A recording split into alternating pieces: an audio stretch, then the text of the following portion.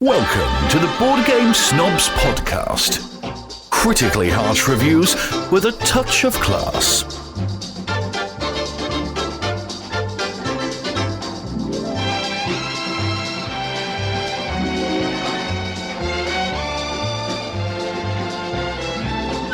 Ready, go. I'm pleased to tell you today we have a very special guest on our podcast. A titan, you might say, of the internet. A man so illustrious and grand he can't be contained to one podcast. Several. Gaby. The man, the myth. We didn't get Mike Dilisio. We got the other one. Who? We got Dan Hughes. Man. Mike was unavailable. Who's this? Dan Hughes, the British one. Dan who? Hughes with an E. Hughes. You mean the like bloody hell fish and chips? That guy. Oh my God. Good thing he can't hear us right now. I can't understand you with your thick accents. I don't know about here. Well, we're pleased to have with us Sir Dan Hughes of the Sporadically Board podcast. Yes. Thank you very much. I'm pleased to be here. As you know, I'm a big fan. Okay. Yeah. Well, you know I'm a big fan. Well, I've been tooting your horn. I've been doing nothing but toot your horn for the past and I appreciate month that and a very half, much. I'd say. Probably 2 months. I appreciate that. Yeah. Hey, wait. I meant to do this for you. And here's Dan Hughes. Oh, you see, you've got a soundboard. You've got a soundboard. Well, no, that was just It's just YouTube. that was just Enrique clapping a lot. I don't think our fans know who Dan Hughes is. Do they? Do they? They know Dan. It feels that was a terrible. I think most of our fans came from the Sporadically Board, so that's fair. Well, Dan Hughes is the other half, the better half of the Sporadically Board podcast. Yep. He also has another side gig called Order from Chaos, which is a podcast where he rates things, random things, and gives like tea bags and crockery, and says this one's better than that. Yeah, it sounds so thrilling when you explain it as well. Well, you have to listen to it to believe it. And then he has a Twinkies wrapper, my big toenail, or a pair of glasses. What kind of glasses? Sunglasses. I'll take sunglasses. I don't like sunglasses, you see. Sunglasses You number don't wear one. sunglasses? No, I wear proper glasses. You don't need them in England, do you? Exactly, it's all fog. It's all fog here. I've got to strap fog lights to the side of my glasses. That's all we do. Yeah. Yeah. So you have Order from Chaos. What's the Spotify one? Oh, He don't even know. Midnight Movie Music Club. No one listens to that one. Don't Yes, worry about I haven't heard that one either. I listened to the first episode. It's very interesting the way you have that set up. That's why I wanted to do it. It's an interesting concept. The execution of it isn't particularly interesting, but I don't think any other podcasts are doing it. So I think it's interesting. It's interspersed with the Spotify playlist, so you listen to what are your playlist download rather numbers than on that podcast. Yeah. So it means you can put music in it. They're in the twos. What are your download numbers on that, Dan? 15. Did you see 2 from Texas? 50, no, 15. Actually, about 30 people listen to that one. That's all right. I don't care. It's all for the joy. It's the joy of creation, Gaby. As you know, I mean, yes. if you only did podcasts because people listen to them, you'd not do this one, would you guys? So it's fine. It would have been over long ago. Yeah, you'd have finished a long time ago. Fortunately, me and Jerry just like talking to each other. Well, it's a good job you two like talking to each other because I can't see many other people in your personal lives putting up with it, to be honest. We did forget one other person. Oh, yes. Enrique, Hello say there. hello. Hello. Hello. Okay. That is somebody I am starstruck to meet. Enrique. Yes, Enrique is. He's like Bigfoot. I'm the wild card. He is. He's like Bigfoot and the Jersey Devil all rolled into one. He's elusive. and we're happy to announce our newest segment here on the Board Game Snobs here in a few minutes, where Enrique will just interview Dan. I will try my best. It's basically, have you ever watched In Between Two Ferns? It's essentially that. So. Enrique, be getting your questions. Now you have to write out questions. I know. You've made some weird symbols on a piece of paper that mean nothing. I was making sure that this pin worked. Oh, okay. He mostly does hieroglyphics. He just has a smiley face and a picture of a cat. And sometimes I'm making. That's how the youth communicate. Smiley faces and emojis. That's his language. Don't put him the down. Entire generation. His first question is smiley face emoticon, poop emoji. Yes. We're back in Egyptian times. You feel free to cut his mic at any time. We're not ready for that That's segment right. yet. Okay. He's got to work it up. He's looking up questions. All right, so do as your we thing, speak. Jerry. Do your thing. What is my thing? Oh, ask questions, interview our guest. You were going to say something about Sir Dan Hughes. Oh, I like Sir Dan Hughes. I also enjoy Well, his. I would hope so. We're interviewing him. His. Is this an interview? Well, no, Not I guess yet. Not. You're not. Oh, I see. I thought it didn't feel much like one, to be honest. The but hard yeah. questions are coming. Oh, Don't they're worry. coming. Dan got famous really in the board game realm because of his daughter Cora and Very their true. videos that are on the Dice Tower network. So most people remember Dan and Cora, and Dan being the little old man, harassing his daughter to like board games, which is where Exploiting my daughter for internet likes. That's right, yeah. which is much how we do Enrique. Yes. And I used to be against exploitation, but it's worked for us. But we need them clicks. We need them clicks. And there's nothing quite like having somebody who's likable and gullible that you can take advantage of. Yes. Exactly. Hashtag corporate. And the same kind of thing goes with Sporadically Board as well. That was the reason I got Mike on board as well. So that was good. That was one of my questions I had for you is how did you meet Mike Dilisio? Well, I originally invited him to be a guest contributor on the This Game Is Broken podcast, where he did a guest round. And then we just kind of got chatting after that. And then I met him at Dice Tower Con when I went to Dice Tower Con. We got on. So that's how I met him. Just same as everybody, really. I pestered them to do stuff for me. And that worked out well for you because now, Dan, you are now living in the shadows of Mike Dilisio. Tell me about it. I'm living in the shadows of Mike Dilisio, and now I'm living in the shadows of Matthew Jude, who's my other friend, my internet board gaming friend. And now he's on Watch It Played. So I'm basically Mr. Nobody, whereas before I was the alpha dog. You are really the Harvey Weinstein of board game media people. You just, everybody that you're around just is launched into stardom. You may Couldn't have you to use cut me? that out. That was a slightly different example Please, than Harvey wait a Weinstein. minute. Do not refer to anyone as Harvey Weinstein. Well, not that way. Well, yeah, Why do you have to go that there's plenty way? of other people you could have Lots used. of other movie studio producers Name you one. could have mentioned. Name one. You're the Dick Jerry Wolf. Bruckheimer. You're the Dick Wolf. Executive producer Dick Wolf. Of Richard Board Game. Wolf. Richard Wolf. I like Richard Simpson, but board game podcasting. And Mike Dilisio has quickly become. Dan's always the bridesmaid, never the bride. It's true. It's true. Mike has become famous quickly.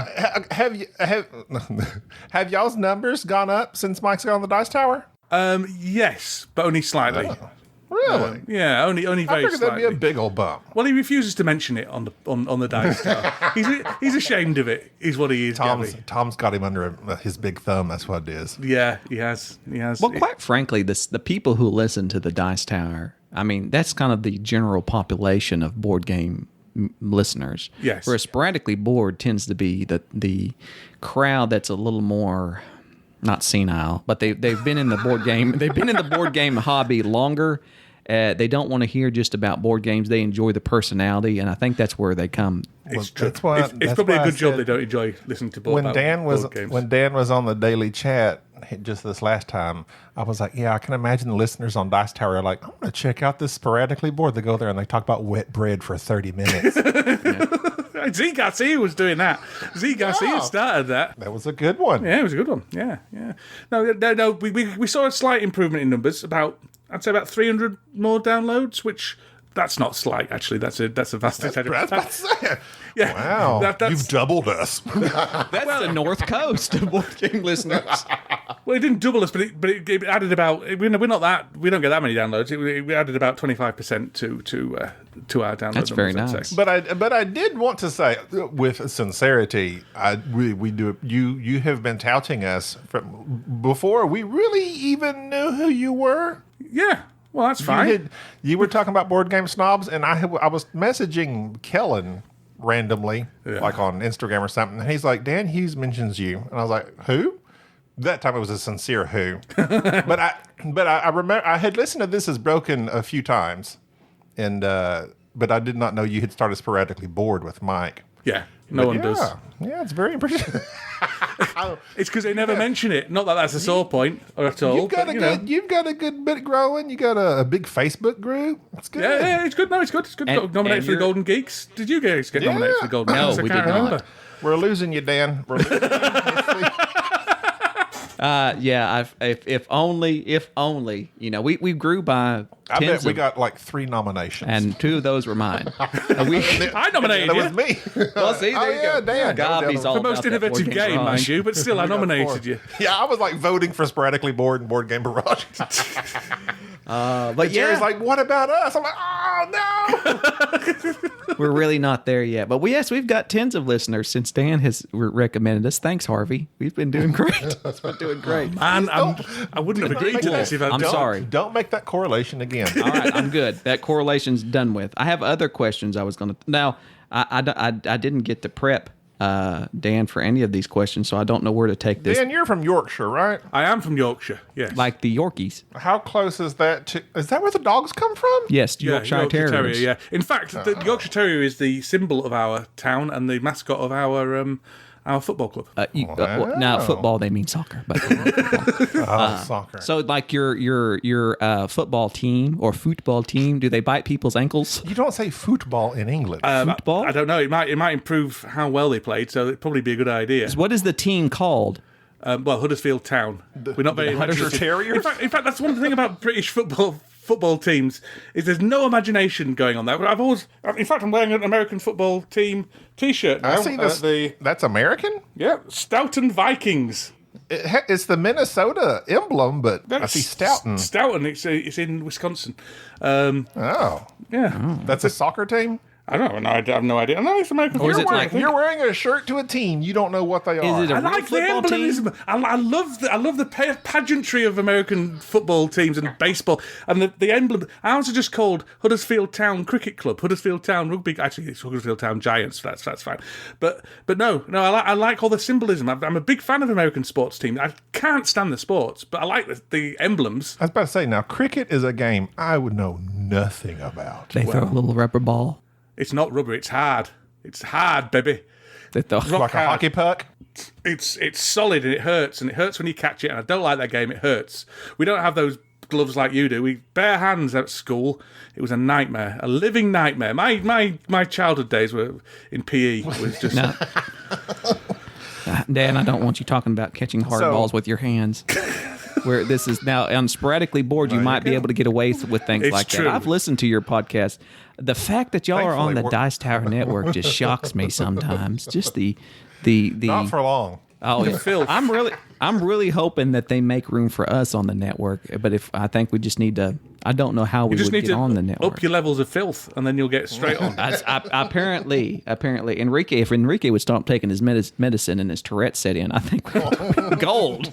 He will Gold, start Enrique. cussing a blue streak. Yeah. Keep looking up questions, Enrique.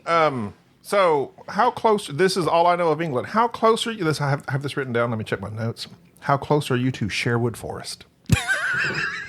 Well, Sherwood Forest is. Well, that's interesting because. Well, Sherwood Forest, first for start, we're about an hour away from Sherwood Forest. But Sherwood Forest. You're laughing. It is an hour Everything's away from Robin Hood. But maybe an hour and a half. Sherwood Forest is incredibly disappointing when you get there. It's like a wood. It's not full of magic. It's not magic and wonder. It's not magic and wonder. No. It's got major oak in it, which is meant to be an oak tree that was around during the time of Robin Hood, who didn't exist anyway. Which is a really big oak tree. But other than that, it's very He disappointing. did not exist. No, Robin Hood didn't exist. He's a fairy tale. I thought he was based on like real stuff. No, he's based on Kevin Costner. It's based on Kevin Costner. Yeah, he only started. Kevin Costner was the person who started the whole myth.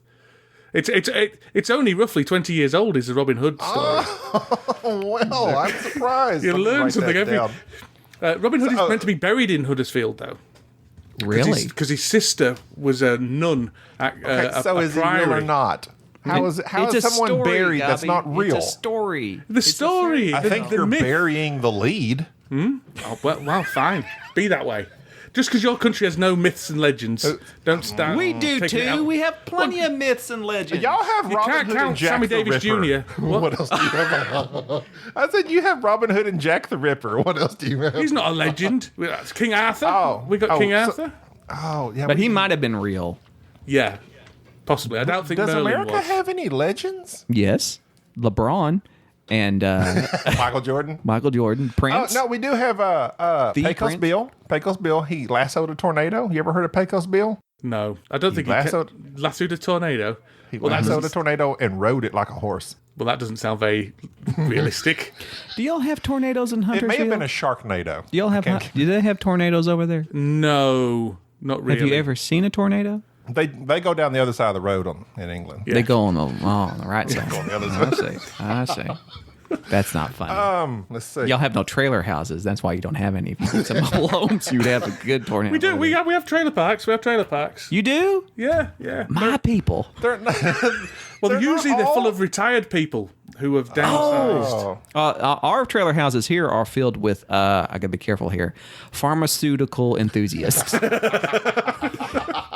And they scratch their faces all the time. yes, and they all seem to be, they're all very, Aspiring amateur chemists. yes, yes. And highly religious. So the town is like Bethlehem. That's a free one for you, Dan. Let me check that off. Bethlehem. That was a good one.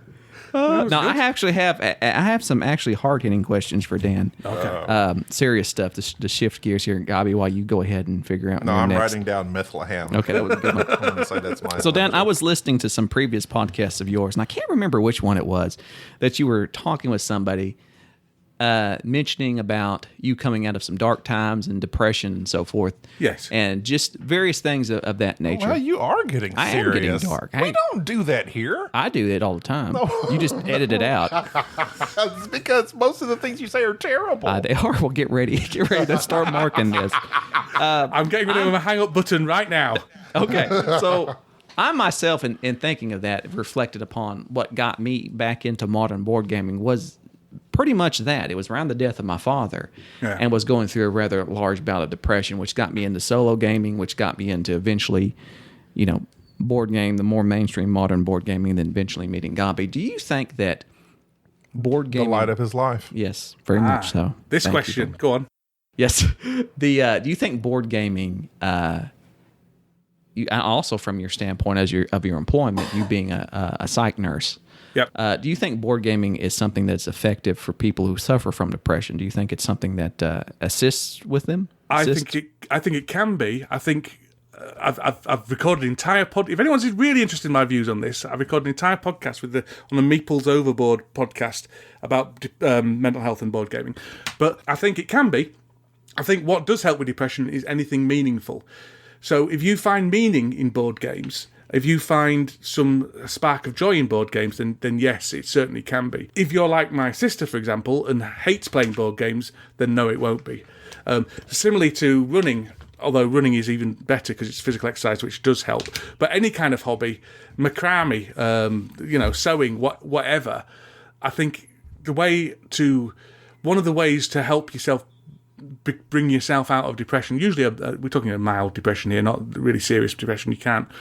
It's very difficult to bring yourself out of a serious depression, but is by engaging with things that distract, that take your mind off things, that allow you to find meaning in things other than the feelings you're having. So yes, I think it can be, but I'm very hesitant to say it's a panacea for all depression because it works for some people. I think that there's something to be said about certain types of board games. When you play them, obviously they activate those centers of your brain, that dopamine, serotonin thing that gets firing, and some do it more than others. And I have found in myself that there are some games that I just know when I play them, I feel almost elated. Is that for whatever reason they're making me? There's something about them. The thought process you have to use, the satisfaction, it's something meaningful. And I was just giving that a lot of thought in connection with that. I think not only the mechanisms and how they interact with you personally, your thought patterns and and how they distract you, but also just the artwork itself and having something tangible. You know, board games are very tactile. It's not like you're looking at a computer screen. Mm-hmm. And although I was reading a very interesting article, this professor was discussing how video games, some of the very popular video games the past 10 years have been designed. Many of the designers that worked on them were people who were on the spectrum, right, that had ASD or Asperger's and things of that nature, and how those games tend to be very attractive to those who have spectrum disorders. Okay. It centers around that they knew exactly what to design that would be calming to the nerves and yet very calming and very soothing to these people as well.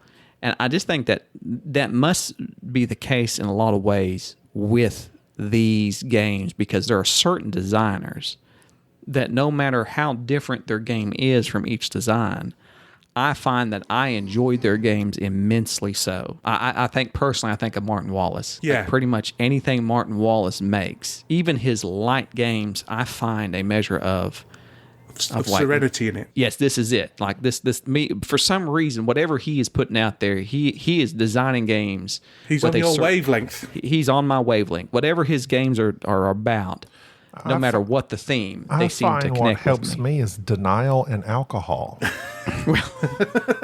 And that's working just fine. Oh, yeah, look at me. Yes, it's great. Well, board gaming can be very much like a sense of mindfulness. You're present in that moment, and your focus is on that moment, and not wandering all over the place into your anxieties or your negative thoughts and things like that. So yeah, it's great. Well, since you brought all this up, yeah. We, you snuck into our Facebook group and we asked the question that I didn't read them. I'm not engaging with your audience. Good. Yeah. Bunch of scoundrels. Christopher. And many of them from Iceland. I don't know how you feel about people from Iceland. Interesting. Christopher. I think Iceland I object to because it's a fake country. It likes to present itself as big on the map, but when you look at it in reality on a globe, it's tiny. It's disgraceful. It's just pretend. It's an illusion. Iceland is an illusion. Yeah. Sorry, Christopher and Valdi. We have we look at Iceland on our downloads, and we've got quite a few. We are the second rated. We are the second most popular board game podcast in Iceland. You can probably find those stats out. If you I did. Went, oh, did you? I did. I actually went and found out that we are the second most popular board game podcast, or that category. I thought you were joking. No, we are the second most popular board game podcast in Iceland, seconded to none other than Critical Role. Well, that's because I told Christopher and Valdi to download us, delete us, download us again. And they're doing it. They're rating our downloads. But I was going to say, Christopher Blaise, or Bly, Blais. How would you pronounce that? Blythe. Captain Blythe? Captain Blythe. He said, you've talked about the use of madness in board games and how this term is problematic for you being a healthcare professional. It seems Cthulhu is more popular than ever in the sheer volume of games, with some of mention of insanity or madness is growing. How might designers and publishers approach this differently? I don't. We're getting deep and heavy now. I'm here. I'm drinking beer, thinking, I'm going to get all hyped up for the Board Game Snobs podcast. We're going to have to be talking about Sean Connery and things like that, when Richard did when he was on. And now I'm... Let's discuss your depression, Dan. Your depression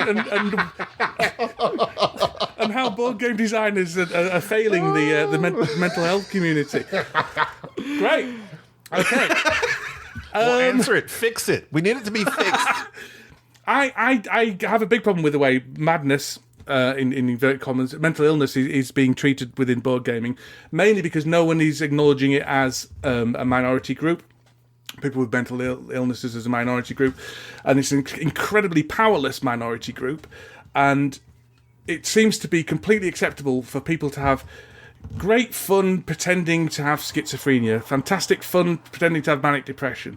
Whereas if you have ever known people with schizophrenia and manic depression, which you probably have because it is so prevalent within society, then this isn't great fun. I don't like the carnival freak show nature of Cthulhu games and the way they use madness. And it's a product of its time. H.P. Lovecraft But we've managed to move away from some of the other extremely problematic views H.P. Lovecraft had, and so I just wish that mental illness was even acknowledged as something to be considered.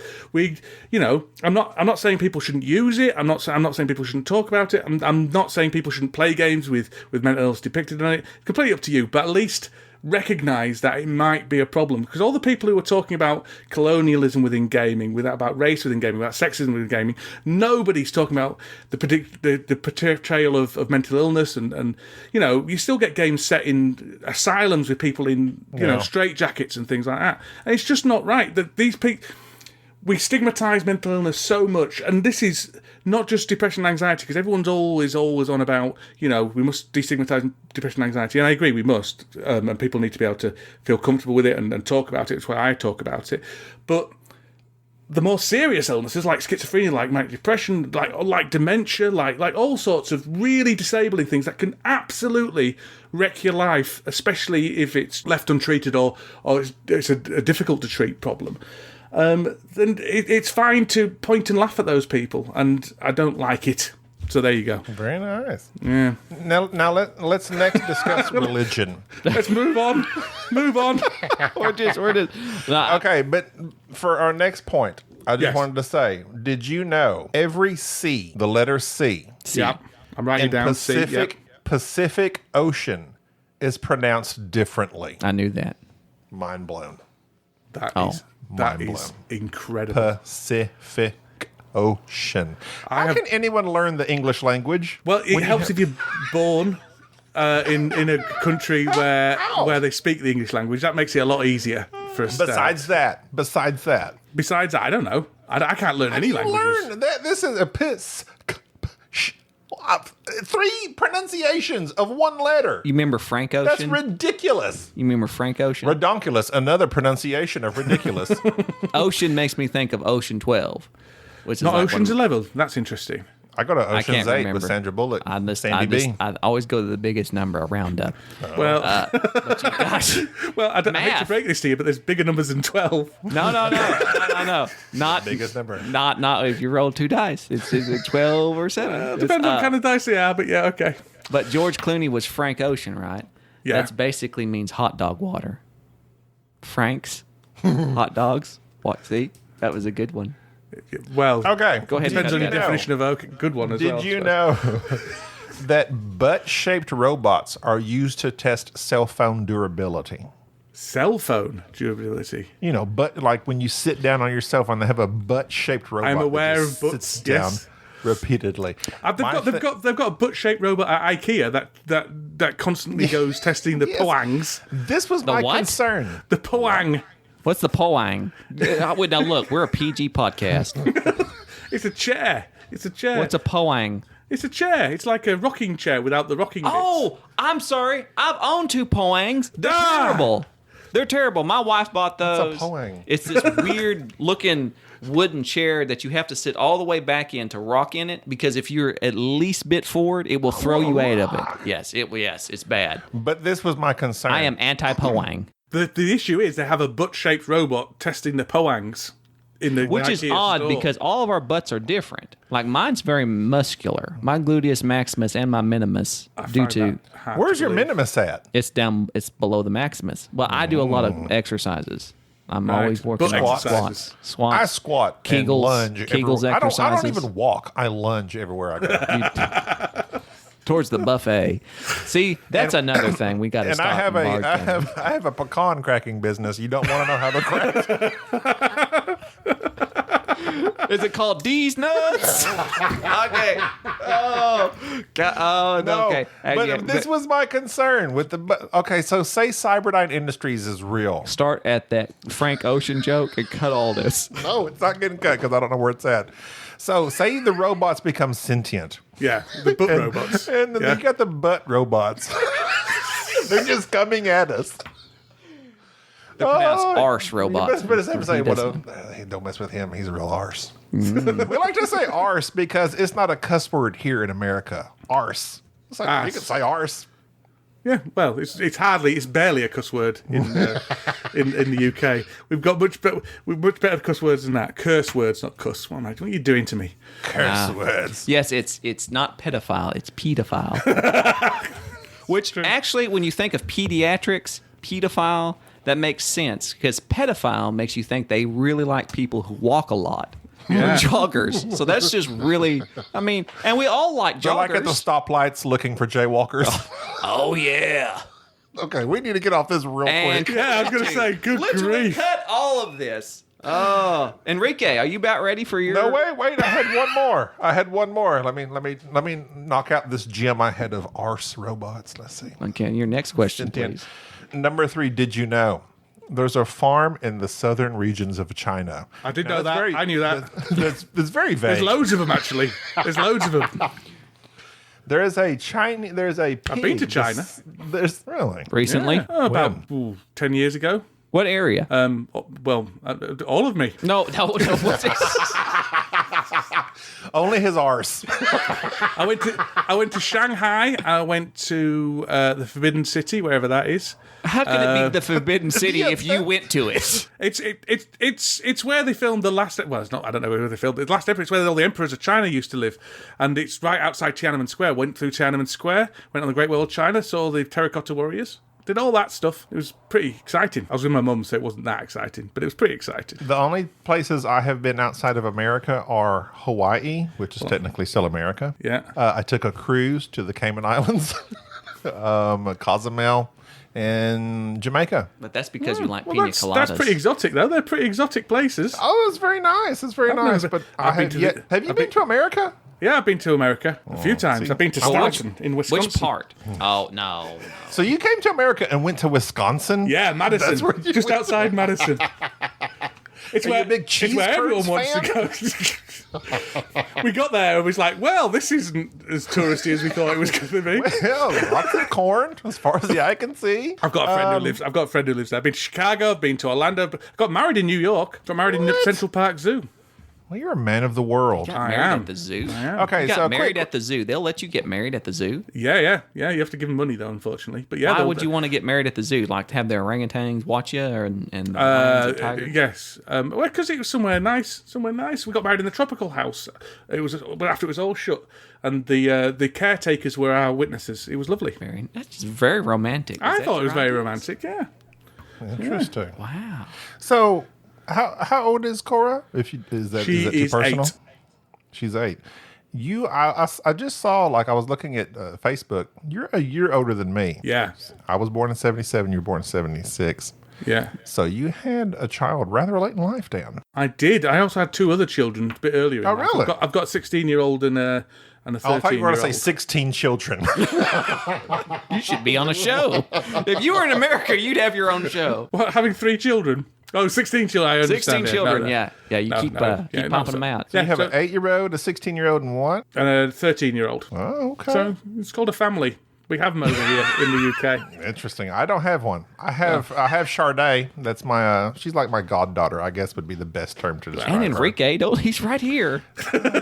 He's grown that mustache. I'm tempted to just let him out into the streets. I think the entire listening public of board game snobs feel like Enrique is their son. I think He's their son.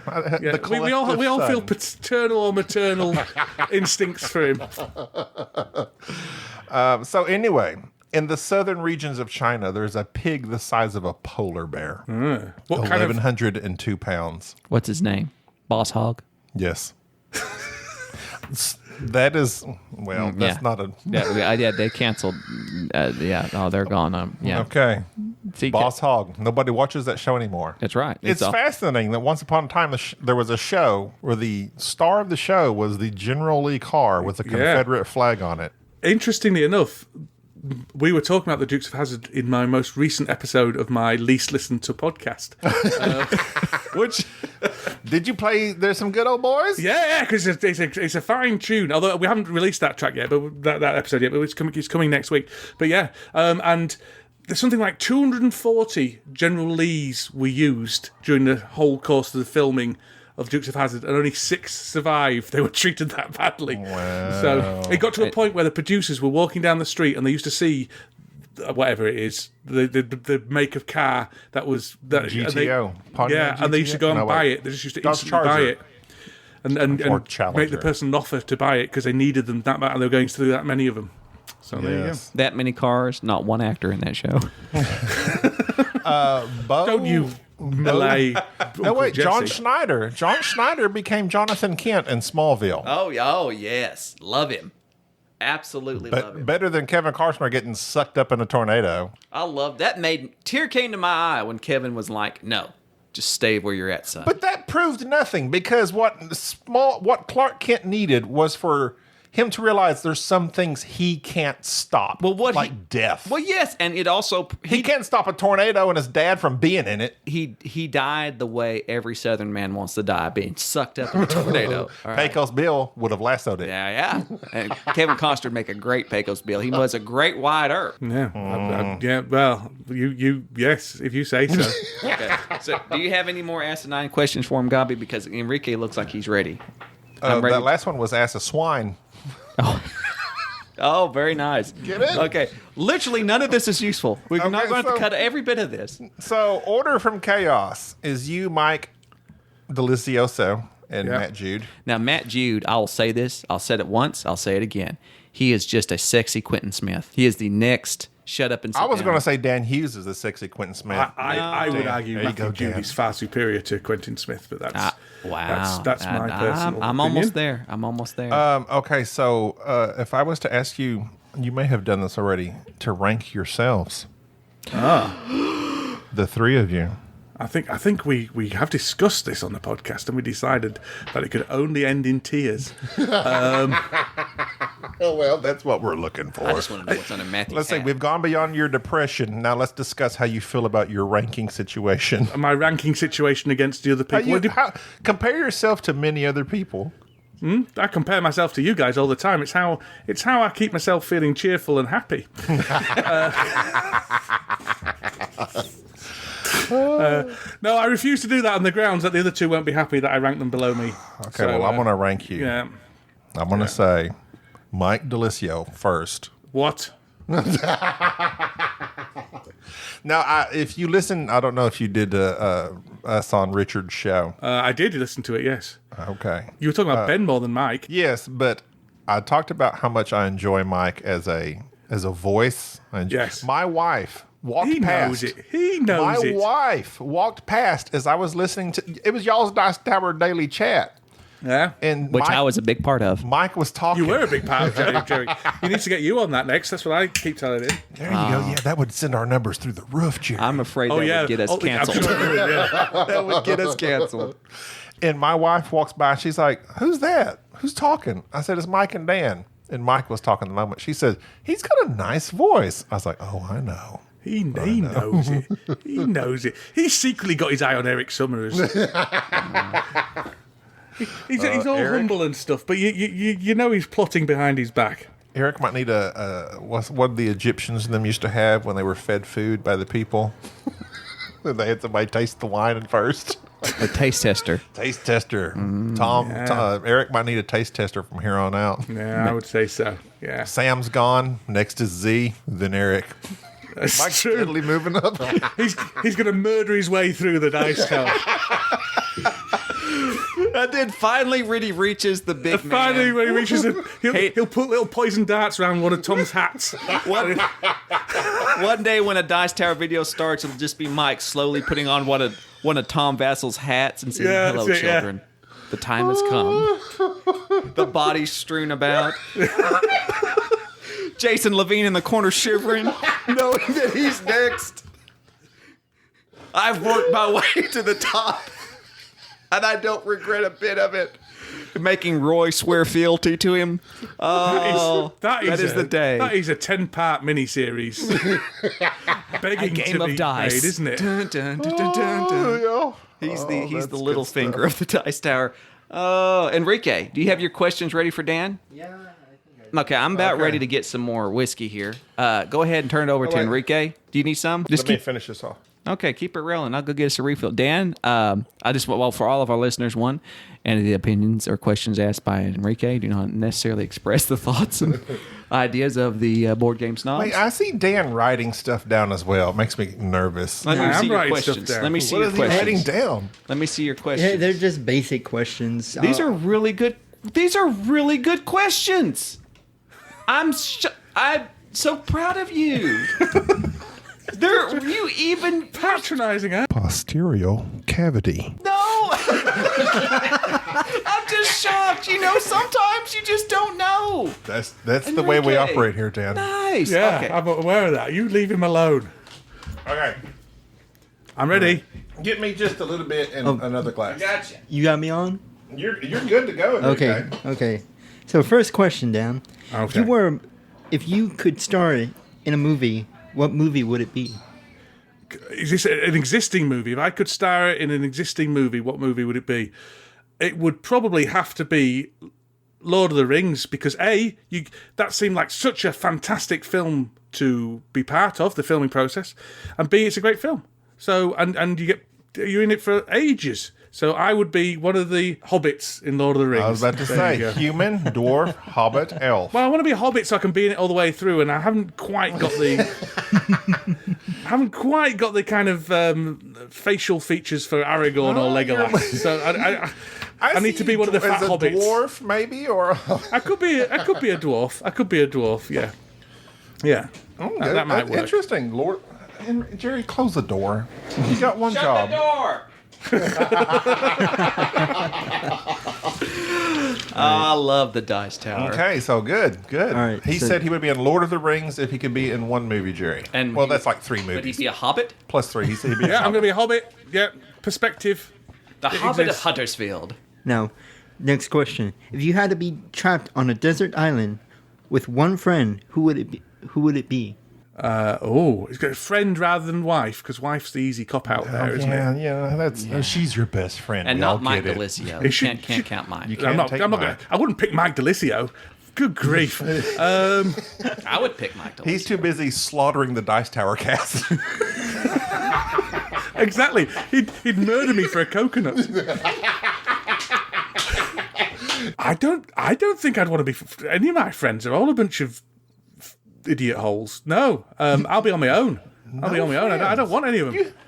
You have no friends, Dan. I've got friends, but I don't want to spend all my time with them. You don't have to. You're on a desert island. They can go sit on the other side, and you on one side. But like me and Jerry, if we're together too long, we end up wanting to kill each other. Correct. Yeah. But after this amount, it's been 3 months. I wanted to hug him and kiss him, but for pandemic purposes, I didn't when I And saw plus, him. I can't handle people touching me. No bodily contact. I'm very much the same way. I can't narrow it down to I don't have a best friend. My best friend is. I can rank my best friends, and not counting my wife, Yeah, you're not allowed to because go your to wife is. Let's see. You need to get, no, wait, but save that for Order of Chaos. Maybe you can come on okay. Dan's show and get 16 listeners. Next question, Enrique. All right. On a day held in your honor. Wait. Say that again. I didn't hear you. On a day held in your honor, what would the people have to do? A day held in your honor. These are good questions, man. I told you they were good. Enrique, you need to. Has he been Googling them? Has he got his phone out? Has he got his phone out? He's knocking it out. I don't We have underestimated him for 3 years. We should leave his mic on more often. He's some sort of interview savant. Actually, there is actually someone who is actually better at interviewing, and he knows everything about anyone. Dan. God. Like I'll find his name and then Don't worry about it. It's the guy that makes you eat hot chili peppers. Go ahead. Okay, so your question was If a day held in your honor. Day held in my Dan. honour, what would people do? Well, it's very much like the current situation. They would stay in their houses and not speak to any of their neighbours. I like to think every day I go to the store is a day I hold in honor of Dan Hughes because I look at things and go, I ain't paying those. That is also true. That is also true. all right. Well, that makes me want to think. What would people do with a day held in my honor? We literally had days held in your honor. What And were we've- they? That's when we've come over and we drank and we said, let's talk about emotional stuff. And you've cried in the corner while I've sat there and oddly tried to can't. comfort you. I can't. Wait, you were trying to comfort? I don't know how to comfort people. Talk about my I was mother gonna and my say, father. that's a surprising Drink development alcohol. on your part. Play board games. That's it. I don't know how to comfort people. I have no heart. No, Jerry is a very okay. Dan, I will be personal with you right now. I'm looking forward to it. A personal moment from Gaby Moraga. This moment brought to you by Kleenex. There you go. So upon Go ahead. I'm not laughing at you. upon my mother passing away a year ago in April, Jerry, of course, I've been keeping Jerry in the loop, and I would call Jerry like when she was sick the whole time because he's in the medical field, and he would like advise me on certain things and this and this and that. In her last days, Jerry's dealt with what do they call that? Hospice. Hospice here in America. Do they call it hospice there? Yeah, we have hospices. Palliative care, we usually call it. Oh, okay, yeah. So I would call Jerry, and Jerry would advise me on certain things. So then the day comes, and I have to call Jerry and tell him she's gone. Jerry's like, okay, I'm on my way. And I'm like, I mean, Jerry lives like an hour and a half from where my mom would be. I'm like, no, Jerry, man, come on, it's okay. There was already a good crowd of people there. But Jerry, you know, he has this. He's a. If I could cuss, I would. But he's a real. I mean, he can be a real jerk sometimes, Dan. A real jerk. Yes. Do you know that surprises me? He's got. He's got a real crusty exterior, but Really? when I was a friend in need, and I called him. I said, "Well, she's gone, Jerry." He's like, "I'm on my way." I'm like, "Jerry, no, don't worry about it. There's people here, you know, and you're trying to be in that moment. I'm like trying to like not cause anybody any problems." And he's like, "No, I'm on my way." I was like, "Jerry, no." Him and Bubba both, they both show up. And on the day of my mother's death, like you would think, well, of course I did do my crying. You know, it's like, won't go into details on that. But I wouldn't, if you had asked me a year ago, 5 years ago, 20 years ago, when my mother died on that day, would I laugh? I would have said, no. How could you possibly laugh on the day of your mother's death? But Jerry and Bubba came, and I was tremendously happy to see them. And they had me laughing, like within a few minutes of being there. And I was just like, this is quite an experience because, like, me and my mom had a great relationship. I loved her. She lived a fairly long life. And here's Jerry showing up and Bubba. And, of course, they're like checking on me. How you doing? Da-da-da-da. And, you know, we're all dealing with it very good. And then, like, I'm laughing within moments of them being there. And I was just like, wow. I would have never expected this. And that just solidified me and Jerry's relationship for me personally in that moment. I truly am. That's nice to hear. You are a jerk most of the time. But it's that 0.1%. But you have forever indebted yourself to me for that one day. Yeah. So there you go. That's why he did it, of course. Yes. Yeah. Once I get my hooks in you. Yeah, score friendship points. He's like, well, I've got to keep this podcast going. This toxic relationship goes on. Enrique, you have more questions? Yes, I have two more. All right. So, if you had a theme song, what would it be? Oh, snap. These are excellent. Did you Google these? No, he didn't. Have you listened to other podcasts? No, I know that's not true. And it would be, what's that one song? He likes pina. Do you? Let me ask you these questions, Dan. Do you like pina coladas? I'm writing. Do you like getting caught in the rain? Do you know what? You've hit on two of my defining character traits there, Jerry.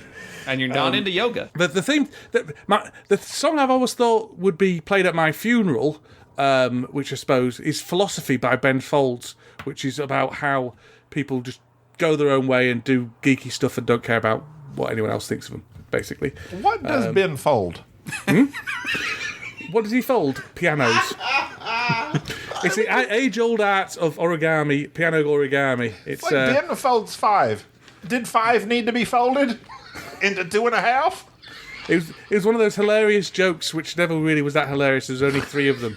The kind of joke that's funny for the first time. Then I'd imagine as a band you have to live with it for 10 years. It's the amusement wears off. This. Okay, so I can go with these questions. How many more questions? He's got one. He's got the last one. What skill or craft would you like to master? Podcasting. Well, yeah, I'd like to be a good podcast like the Board Game Snobs. If only if I could be as professional and erudite as the Board Game Snobs. I would love to be able to do stop motion animation. the whole sculpting of the clay bits and the making armatures and the backgrounds and stuff like that, and then to create Like Wallace and Gromit. Like Gumby. Yeah, like not like Wallace and Gromit more than Gumby. Not that I know what Gumby is particularly. I've got a vague, but yeah, Gumby? stop motion claymation animation would be absolutely wonderful and would require far too much skill. So I'll never do it. The green guy at the top, Enrique. Up top. The very top, Top- by the Big top Ben. shelf. By Big Ben. Big Ben's the There you clock. go, the green Next guy. to the Superman Funko Pop. Do you know Gumby? This you is don't Gumby. know Gumby? Here, I'll show you Gumby. I'm This is aware of Gumby. his existence. Yeah, he's not an he's not a British thing. Isn't He's Gumby? not? But see, No. I'm often called Gumby because of my name. That's it, You've Enrique. got the look Those of him were around the eyes as well. the shape of my head. I will Yeah. try. Those were excellent questions, Enrique. gonna I'm have to- shocked. We have to do this again. I'm going to copy those questions and ask them of everyone. I'm embarrassed. I've cut all my questions out.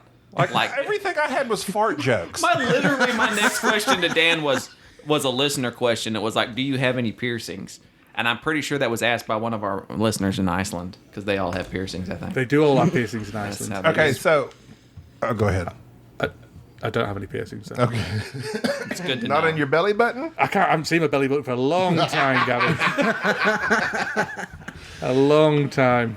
So Britt Hansen had asked. I know Britt Hansen. Yeah, I think she came from your group. Yeah. She asked this question. Now I have missed think this she's episode. Dutch. Yes, I yes. think she's Dutch. Did you buy anything in the Disney knockoff stores when you visited Florida? I did buy something in the Disney knockoff stores when I visited Florida. In a panic because I went to Florida, I went to Dice Tower Con twice. And both times, I forgot to buy things for my children until the very last minute.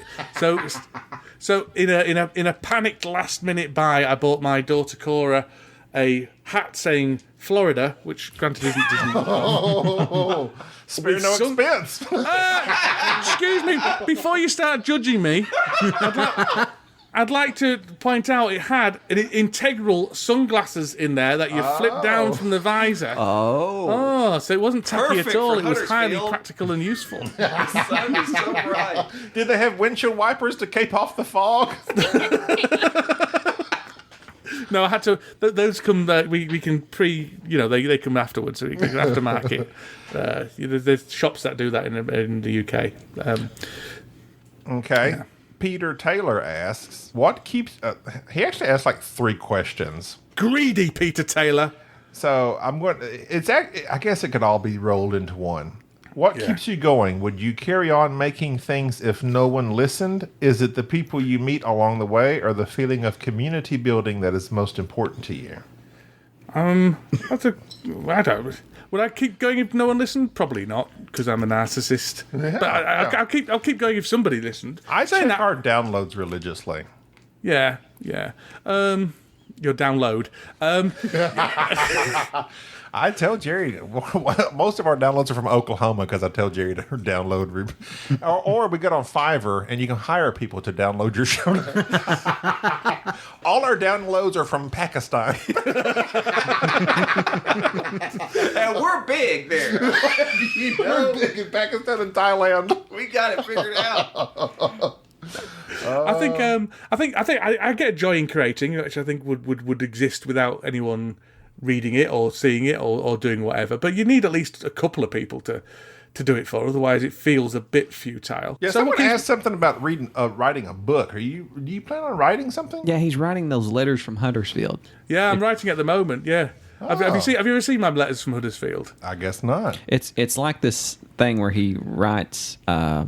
You write to various media people and designers, wanting them to base their designers and games media off people. of. Yeah. Like as a kind Rabbit of- style? No, it's more of a.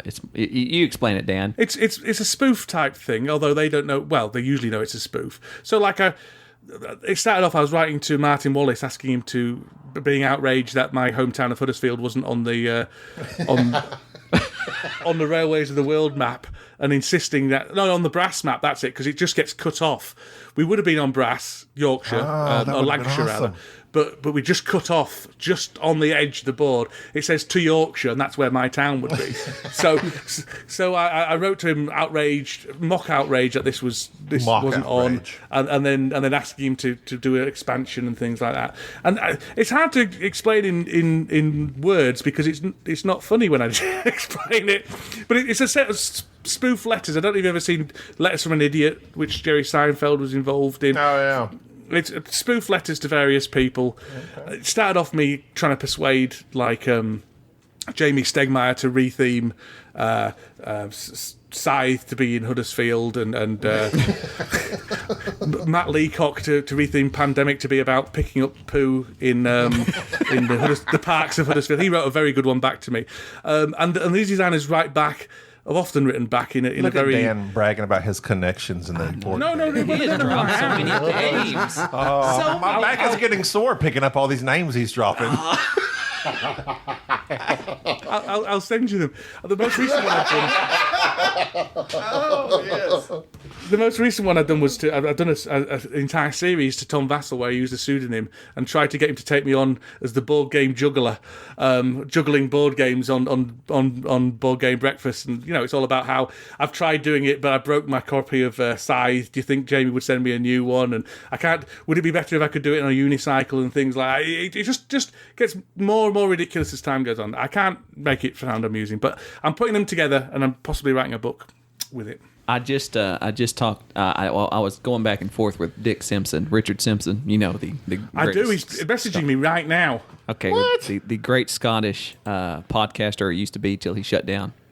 I was telling the great YouTuber. Now he's the great YouTuber, and I, due to my various social inabilities, he posted one of his videos, and I thought he was asking for criticism. So I gave him a lot of criticism about his movies, about what he could do to improve, and then afterwards I read his comment again and realized, that's not what he was asking for. But I pitched him the idea of, he keeps saying we're not wizards and then having these videos. I said, you need to do a parody of Watch It Played and call it We're Not Watching, where he basically teaches a game, but teaches it very poorly while reviewing it. And I said, I would watch that. Just you moving things around and just that's having kind this, of along the lines of that. This satirical. Dragon's Thimble or whatever? Yeah, Dragon's Tomb. Yeah, what?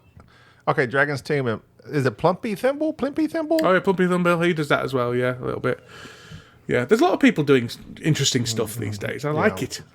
Comedy stuff. But Danny, since you're so creative, have you ever thought about doing a board game, like actually designing a board game? No, I'm not mathematically minded enough for it. Really, I've had a few board games ideas that I've thrown to other people, and my friend Mike.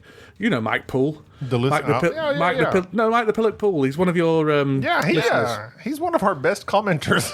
Yeah, he is. He loves you guys. And we love him. Yeah, well, I wouldn't go that far. I certainly didn't pick him to be on the island. He's 90% of our Facebook group post. So he was toying with one of the ideas I had to see if he could put... No, I'm not interested. Are you guys interested in doing a board game? No. I'm desperately interested. I am terribly, terribly uncreative. But myself... And I am only good at sitting back, waiting for Jerry to say something, and then I snipe in a snarky comment or a witticism every now and then. That's your thing, though. A pun. Are puns creative? They are. They are. Puns are creative. I'm bad at puns. You're good at puns. That's the extent of my creativity. Yeah. Bubba and I have been working on a design off and on. Like we've just have this thing to where we both decided we're going to design a board game. And at times we get together and throw things around and come up with these ideas, and then we do absolutely nothing with them. But one of these days, I think that we're going to actually do the deep work where we're going to just stop everything for like a week and actually put in the effort to try to. So what theme and genre are you looking at? Yeah. I ain't going to talk about You don't have to. There's tons of one of themes our 5 and genres. listeners, if Mike Poole then turns around and comes out with, That's something I've been meaning to ask you. You call him Mike the Pillock? Yeah. What is that? A pillock. It's like a fool, a buffoon. I'm like, I heard you got like Mike the Pillock Pool. I'm like, what is Pillock? We didn't. It came out of one of the first ever Sporadically Board podcast, I think, because I was talking about him playing a game with him, and I called him a pillock. And then later in the episode, I said Mike the Pillock Pool, but it's got a lovely ring to it, so it's stuck. The last con we went to together, he had a name badge on it saying Mike the Pillock Pool, which is very, very amusing to me. But yeah. Okay, so my next most important question: how do you feel about macaroni and cheese? I'm a big fan of macaroni and cheese. A big fan. Homemade, out of a box. What do you do? Homemade. It was obviously invented in the UK, macaroni and cheese, by the macaroni company, in order to sell more macaroni to the British palate. Put a feather in your hat and call it macaroni. Yeah, well, that's also inaccurate, isn't it? 'Cause it wasn't that macaroni. It was. That had to do with I knew the origins of that once. Do you know the origins of that? I did a solo. Due to the pandemic, we started doing pod solos, which we've decided to disband because they're not good when Jerry just talks by himself and I just talk by myself. I love talking about myself. No, you love it, but they're not good. But I did a pod solo about macaroni and cheese. And I didn't listen to that one. I don't know why. I don't know why it wouldn't have appealed to me. I've got no idea why I didn't just jump on that. I mean, obviously, if I'd seen that in my podcast thing, I'd have thought, I've got these hundreds of podcasts to listen to, and there's this one with Gaby talking about macaroni and cheese. Macaroni and cheese was not top of the list? It was riveting. You should have heard the rice-a-roni follow-up. The extent of my research was pretty much Wikipedia, but it was pretty interesting. Yeah, macaroni had to do with like the high fashion society of Italy. Okay, maybe it went back to Italy, but I don't know. Britain was the one I was looking at. Yes, it probably was. Yeah, I've got no idea. I'm just making it up. I didn't realise you'd done your research on it. I wouldn't have even brought it up. Research. Is Wikipedia research? Well, it's more research than I could did. have got on there and put his own My way of thoughts looking on intelligent and well-informed is by reciting half-remembered truths as confidently as possible, and then everyone believes me. So I'm worried now I've made a fool of myself. Okay. Do you have a favorite movie? Yes, Lord of the Rings. Oh, if you've been listening to Enrique's fantastic questions, not this pile of rubbish. Not this garbage. I guess striptease. Not this few yards of garbage. I just figured you for a Demi Moore. Lord of the Rings is a masterpiece, in my view. And I love it. What is? Lord of the Rings. Oh, yeah. I think you don't like it, do you? No. No. Jerry's not much of a fantasy guy. I can't imagine things. He has no imagination. All my fantasies are not that. Yeah, just whiskey. What are they? Fantasies just involve drinking whiskey. Out of a Do I brown need to move on from what are your fantasies? Please. Do you have a favorite band, genre of music, etc.? Polka. Polka. I used to play the accordion. So there you go. My musical taste. I've been saying this recently quite a lot, but I was watching the Captain Marvel. I think I was saying it last time I was talking to you on the podcast. I watched the Captain Marvel film, the Marvel film, and Jerry doesn't know, but I know. Yeah, it's set in the 90s, and I didn't notice. I just thought this is just a contemporary new movie. Oh, this music's quite good. I'm just so set in my ways. So my favourite bands are the same favourite bands I had when I was, in the 90s. Yes. Yeah. Which is what? I like Ben Folds. I like Bare Naked Ladies. What is he from? Bare Naked Ladies. Bare Naked Ladies. Yeah. Welcome to the old apartment. That's it. Oh, what a beautiful singing voice love you've that got. song. Who could tell by your face that you have the voice of an angel, Gaby? Gaby can sing. But it's been 1 week since I heard him. It's been 1 week. Chickadee China, the Chinese chicken. I sung a Bare Naked Ladies song on that Bare Naked Ladies album that was like 19... no, it was somewhere between 2098 around there, and it had that $1 million, the old apartment, huh? Gordon was. Oh, that sounds like the best of the Bare Naked Ladies. It may have been, but like Yeah. I bought that in the early 2000s, and Yeah. that was a good album. It is a good album. It's pretty bland stuff. But then again, I'm a pretty bland guy. Now they're So that's right. now they're sitting on their laurels with their Big Bang Theory money. Oh Yeah. yeah. The other stuff I'm into is I like a bit of punk ska, third wave ska type stuff. So like Real Big Fish and Less Than Jake and Mighty The Mighty Boss Tones. Yeah, that kind of stuff. they were. Are they still around? I don't know. You really are stuck in the 90s, Dan. I am completely stuck I in guess that. we are the same I don't age. care, Well, see, mofos. But see, I'm He's more Mr. of a Brightside. I'm more of a Pearl Jam guy. Do you like Pearl Jam? My wife likes Pearl Jam. Everybody likes I don't mind. How do you not like Pearl Jam's probably my number one band of all Start time. singing, Gaby. Just do some Pearl Jam for him. Yeah, good. Me spooky, yesterday. Yeah. Metallica? You like Metallica? No, not into that stuff. Really? Yeah. The whole metal stuff passed me by. He's not see, down this- with the sickness. You're not Audio Slave?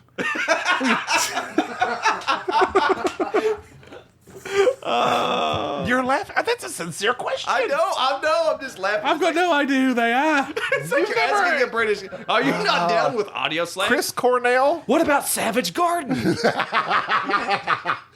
Chris Cornell is one of the greatest Chris male Cornell. vocalist ever. From From the Mighty Boss Tones. Black Hole Sun? Who sang Black Hole Sun? That was him. I know. What's the name of the band? Wasn't that Savage Garden? Who sang Black Hole Sun? no. That was Savage Garden. I'm That's sorry. Truly Medley. I'm sorry. Truly Medley. that was Soundgarden. Soundgarden, There you not go. Savage Garden. I know that one. I know There that you go. one. Sorry. Black Hole I'm not really a music person. That's why I've got a think music that- podcast. I think that. Oh, you've got a podcast about everything else. He's more into Airwolf soundtracks. I am more into Airwolf soundtracks. In terms of soundtrack, Chris Cornell sang the best James Bond song for He sang a James Bond song? Casino Royale. Yes. I did not know that. Well, no, the best James Bond theme song is Adele, Skyfall. It's good, but it's not great. Man, I really remember. Was it Whitney Houston that did GoldenEye? Really? Look at you with all the modern Bonds. I like all the Bonds. I'm big into Bond. Well, I love James Bond. My mother was a massive Sean Connery fan. Massive. Nice. Like, I grew up on Sean Connery due to my mother and Dr. No. We watched Dr. No like every week in my house. If it wasn't Sean Connery, we barely watched TV because my mother was a massive Sean Connery So fan. Dan, who's the best Bond from a British person's Well, perspective? from a British person's perspective, it's Roger Moore, I'm afraid. Okay, look, that's so wrong. Why do you have to have the driest? I mean, he is. What do you mean dry? Watch. He's the funniest Bond. He's yes, old. There's yes, no he's sex 65 appeal. years old and battling on the San Francisco Golden Gate Bridge, and it's. Have you seen? Who a doesn't view, want that? Have Who you doesn't seen- want that? have you that seen A sounds View like to a pure Kill entertainment to recently? me. He's got osteoporosis. He was so old, and he's up there fighting. He's up there fighting Christopher Walken on Grace the Golden Park. Gate Book. No, Grace Park. Grace Park. They're up No there. wait, Grace Park may be the. He was just Her name my was Bond. Grace. That's Grace all. Park may be number 8 from Battlestar Galactica. I think they're all good though. I don't think there's been a bad Bond really. Roger Moore's not my favorite. I can say that. Well, as a child, I enjoyed him because he was like the corny cornball Bond that was kind of like funny. He was like your He dad. was the '60s Batman version of Yes, James yes, Bond. he was the Adam West of Batman. But it was such a shock. It was such a shock to go from Roger Moore to Timothy Dalton. Like, Oh my God. schwacking people. I mean, he was the putting them in pressurizing chambers Very and violent, blowing them up like in a very microwave. yeah. And but Timothy Dalton prepared us for the smoothness that was Pierce Brosnan. I do like a bit of Pierce Brosnan. I like Pierce Brosnan. My mother was a massive Remington Steele fan. Everybody's a massive Remington Steel fan. Most people listening don't know who Remington even Steele is. if I think most Remington Steel fans, they are massive. So yeah, everybody loves Remington Steel. Like Remington Steele, like no one knows what we're talking about right now. Dan, I don't know what you're talking about now. You don't know about Remington Steel? Okay, No, let it me tell you wasn't- about it wasn't a Remington UK Steel. thing. Do you- Okay, so Remington Steel. It didn't air on BBC One. He doesn't know or what we're two, talking about. or two. It would have come on after whatever Mr. Bean is. Rowan Atkinson had going on. But Remington Steele was the American TV version of we have to have a suave British guy on American TV. And he was like helping a detective agency type thing. And he was it was Pierce Brosnan being sexy. And so the story that Pierce Brosnan tells. And funny. It was like a funny type show. Is that Pierce Brosnan, being a British guy, thought that when you do a show, it lasts for 6 episodes and that's a season and the show's over. So when he signed a contract, it was in the clause, what he said was that they could re-up his contract. So when the first season was over, he was offered James Bond, and he took it, obviously. And and so he tells the story that in his contract, it was said that if Remington Steele gets picked up for another season, he has to be in it. There's no way around it. And old Pierce Brosnan says the last day of his contract, when he was leaving to a press conference to be announced as James Bond, the phone rang, and they said, "Congratulations, Remington Steele's season number 2." And he says that one of the most heartbreaking experiences of his life during this interview that he was talking about was when he was driving down the highway and saw the advertisement for It's a Living Daylights with Timothy Dalton on it. He says, that could have been me. And he says, of course, one of the greatest things was when Timothy Dalton only did 2, he did that that License to Kill, and there was the first PG-13 Living Bond. Daylights, yeah. No, License to Kill was the second one that was PG-13. Very violent, and it kind of had... That's when the guy got put in like the depressurizer. Yeah, Benicio del Toro was in it, and he got ate up, and all everybody. And so after that, Timothy Dalton was done, and then we got Pierce Brosnan back in famous fashion. And the first scene that we get to see Pierce Brosnan is killing a guy in a toilet, and that was great. That was great. Goldfinger, the greatest. Goldeneye. GoldenEye, that's right. That was a good one, though. It had Sean Bean in as well, wasn't it? That was a really solid start. Had the most iconic Bond girl ever, for whose name I will not repeat. Sean Bean, 006. Yeah. How do you feel about Sean Bean? We love him here. Oh, I'd love me a bit of Sean Bean. I love Sharp. Ned Stark. I'd love Sharp. Have you seen that? Are you actively PG? Are you actively clean? We try to be because we have so many kids that listen to us because our families, not our families, we're a but deeply religious podcast. Yeah, well, that's fine. Then I won't say what he says, but there's a YouTube video of Sean Bean saying a certain word, which probably isn't a swear word in the Americas. Well, what is it? I can add it. Fish excrement. Oh, that's not too bad. Oh yeah. But every time he says that word, Jerry calls me a fat bastard. Fish excrement. All the time. that's a description. One of Scotland's most iconic men, fat bastard. Fish excrement. Get in my belly.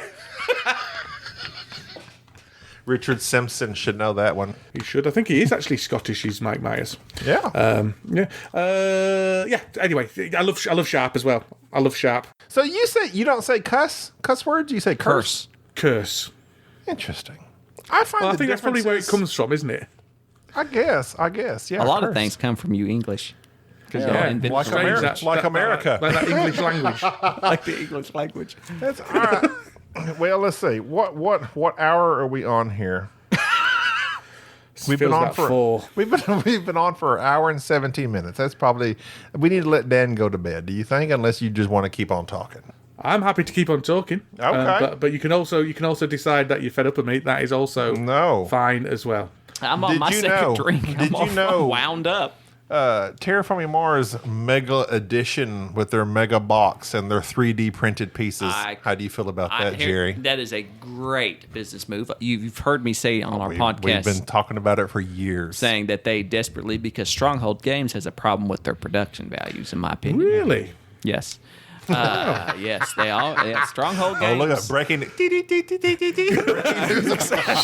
mean, like everybody knows that they skip some clip art and a player board that's not double layered, and Terraforming Mars held it back. And that Terraforming Mars, people spend a lot of time pimping that thing out.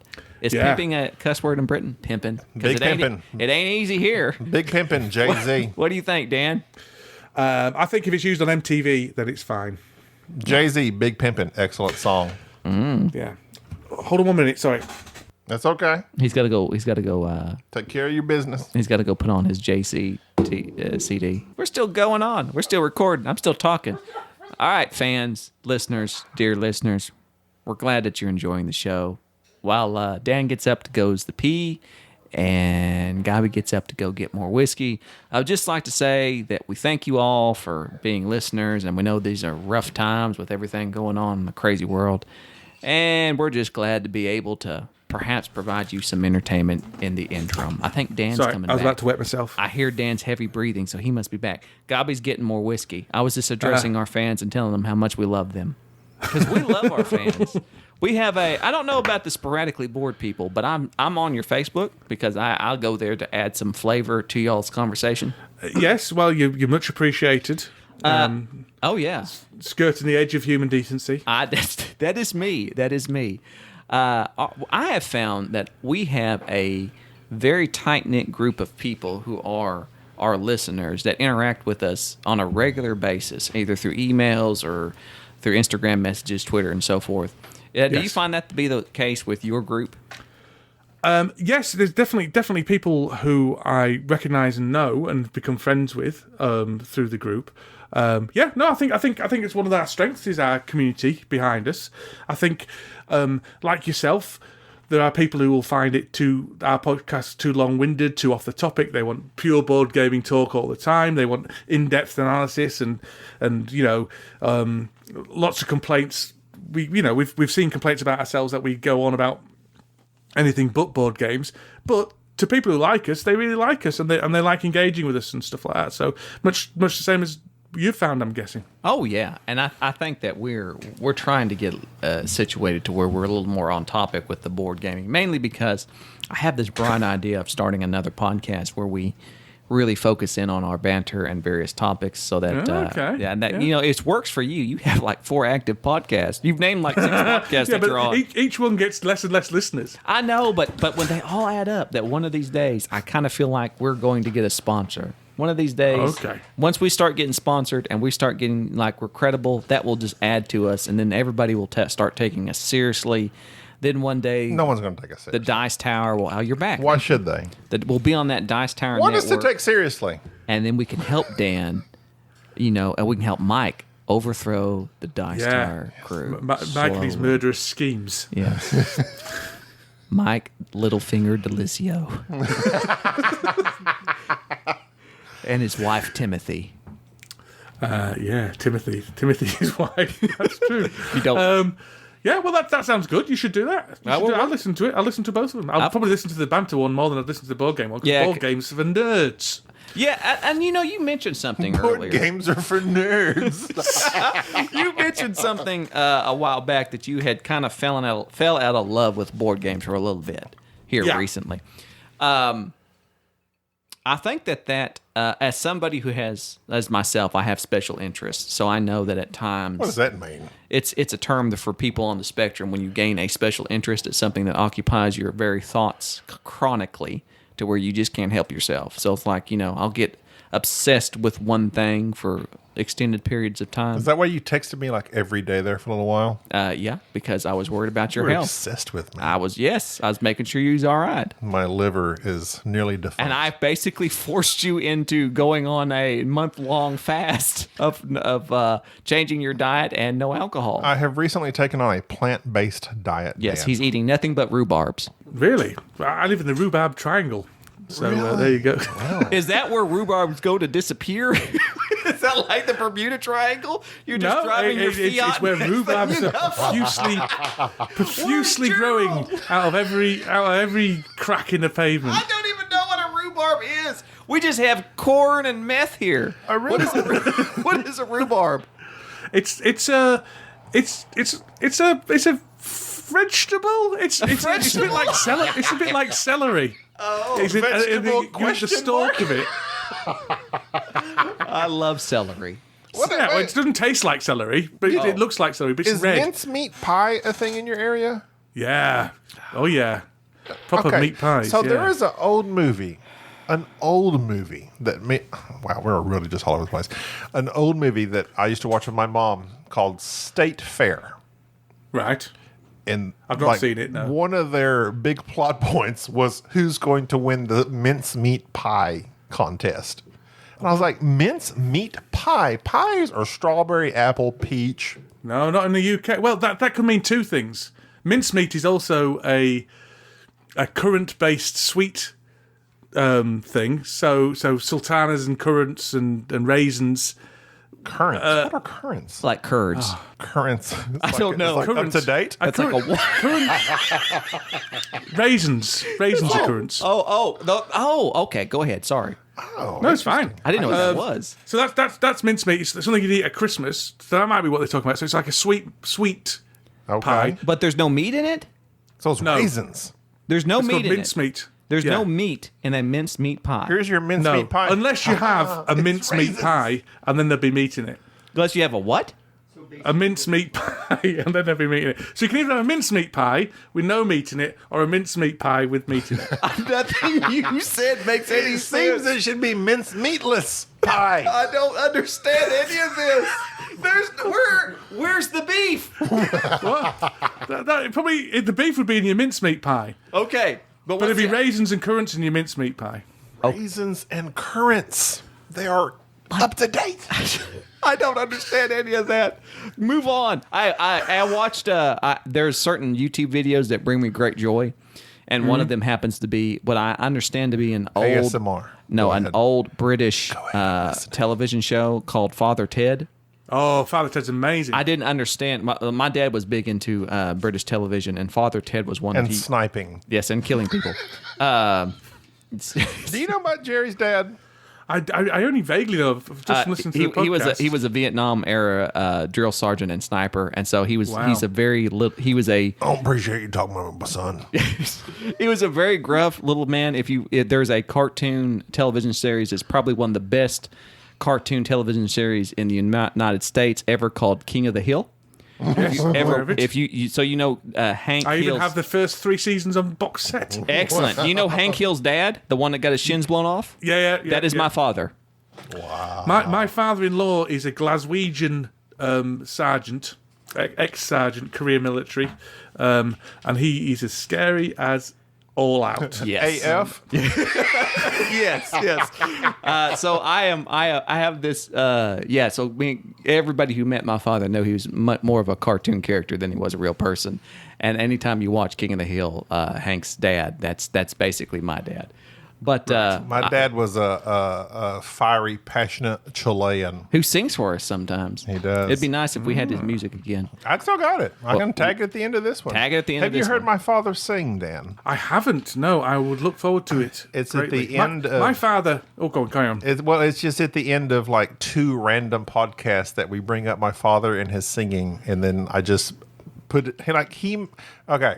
His father's 5'2" and My 95 pounds, I am- and he has the voice of an angel. I don't know how else to I describe am it. 6 foot, 350 pounds. My father is like 5'3". He was shorter than my mother, and he's about 130 pounds, and he's from Chile, South America. He's the size of a chili, He's the size of a chili. What is a chili? A bean? Mm-hmm. A pepper? a legume. A legume. I don't know. I've just said stuff. So, but I'm he 3 sings. whiskeys in. He sings, and he made up songs when he met my mother to woo her with. How romantic. And I'm wooed by them. He is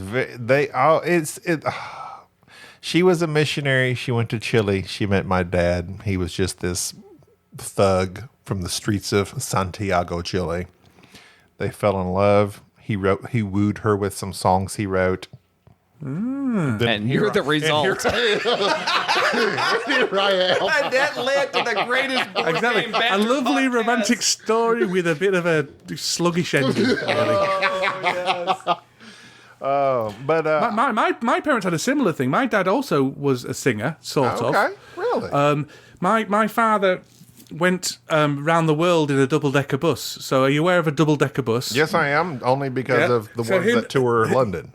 Him and his friends all converted this bus. So it was all tables and stuff on the ground floor, and the top floor was all beds and things like that. And they set off from England, and they drove across Europe and across Russia and all the way down through India. Then got a boat over, including a bus, to Australia. and then got a boat from Australia to America, drove across America, and then back to England. So they went around the world on this bus, and they funded the trip by playing music on the way around. This is the 60s, where these things happened. How many diseases did he come back with? How many diseases? How many diseases? I don't think that happens like they Well, do. he came back with my mother. Thank you very much. Oh, don't you? How dare you? Is her name Chlamydia? I just thought that was a Huddersfield name, a local name. So my mother's Australian, so he met my mother in Australia. We have a lot of listeners from Australia. Half of our listeners are from Iceland. The other half are Australia. We're big down under. Yeah, so I hear. Yeah. Wow. That is. So there you go. So that's why I find that people from Europe and England, well, y'all are able to travel. Like, we can travel 1,000 miles in either direction. We're still in America. That's the problem. But it's different. It's vast difference. Vast different. There's between Texas, the people of Texas. I went to Vermont one day, or it didn't take you a day, but you went there. I went to Vermont, and that's where my brother-in-law lives. I was trying to learn how to wash windows. There's a technique. There is. Wax on, wax on. And the people of Vermont, United States, are very interesting. I don't even know where that's at. It's northeast. I went to Baltimore once and got tetanus.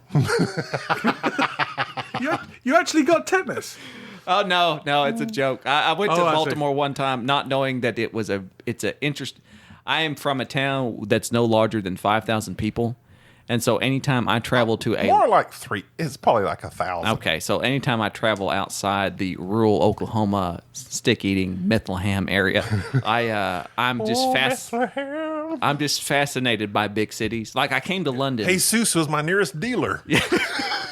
I went to London once and just walked around for a week and was just enthralled by the architecture, the people, and so I'm easily entertained. But anytime I go to a big city, Are you not entertained? I'm not entertained by Baltimore. I get very irritated by loud noises and people and vehicles, and that's all Baltimore was, and nobody could drive. Well, you're a country boy for a reason. My Sade, literally like November of 2019, her and Bubba of the podcast and his wife and another girl, they went to Lisbon, Portugal.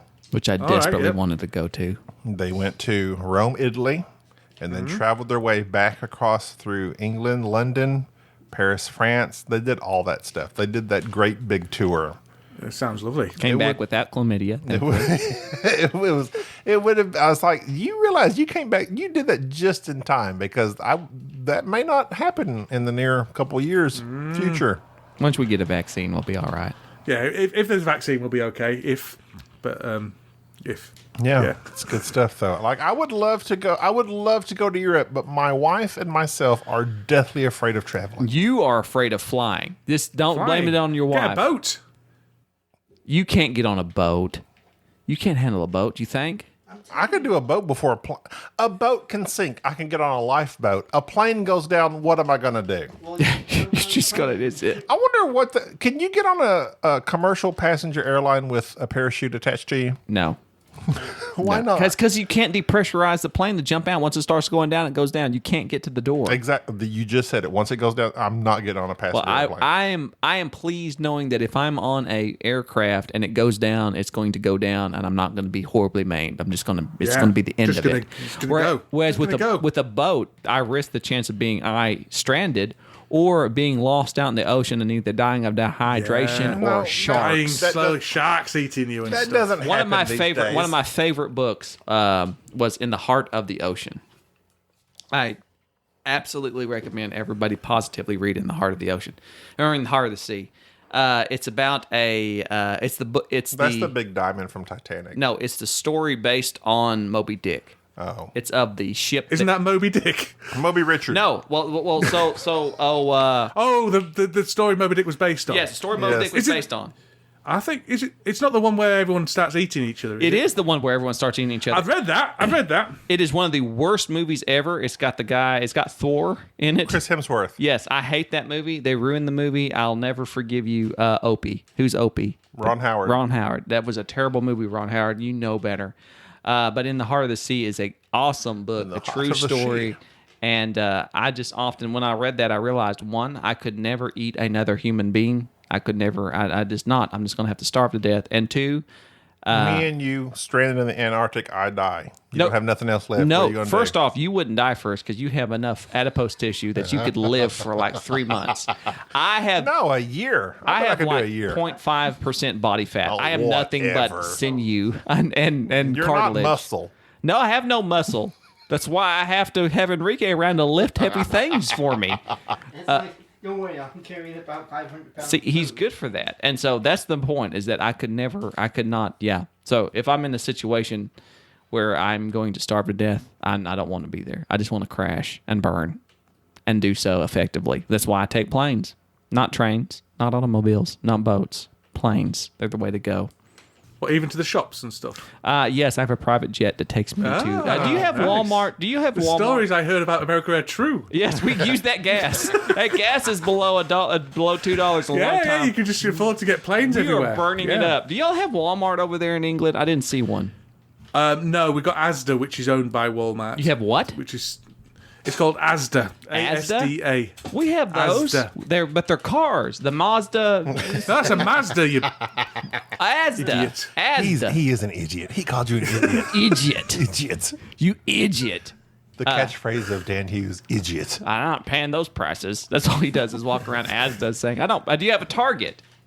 No, don't have Target. I love the Target, though. I love a good Target. I don't like Walmart so much, but I love a good Target. Target's amazing. Target. Yeah. You can buy all types of good stuff there.